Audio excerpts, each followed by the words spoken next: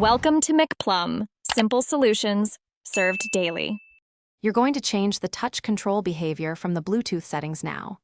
First, confirm the AirPods Pro 2 are connected and visible in settings. Tap the information icon next to their name. Once done, you'll see options for noise control and press and hold behavior. Do not leave the Bluetooth screen.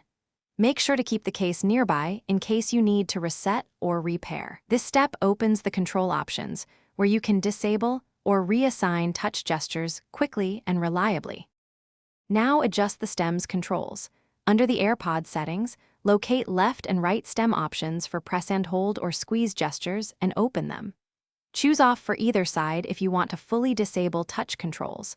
Alternatively, assign a less intrusive function such as noise control to reduce accidental triggers. Make small changes one side at a time and then squeeze to test. That confirms the change worked. If behavior remains, toggle AirPods Bluetooth off and on, and retry to ensure the device updated the setting. Finish by testing all functions. Play audio, use Siri, and try noise control to ensure touch inputs behave as configured. If touches still register incorrectly, reset the AirPods Pro 2 by placing them in the case, holding the setup button until the LED flashes amber then white, and repairing to your device. Make sure to reapply the touch control settings after repairing.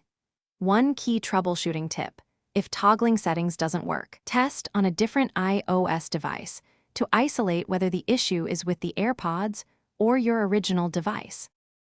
Thanks for watching. Stay juicy and subscribe.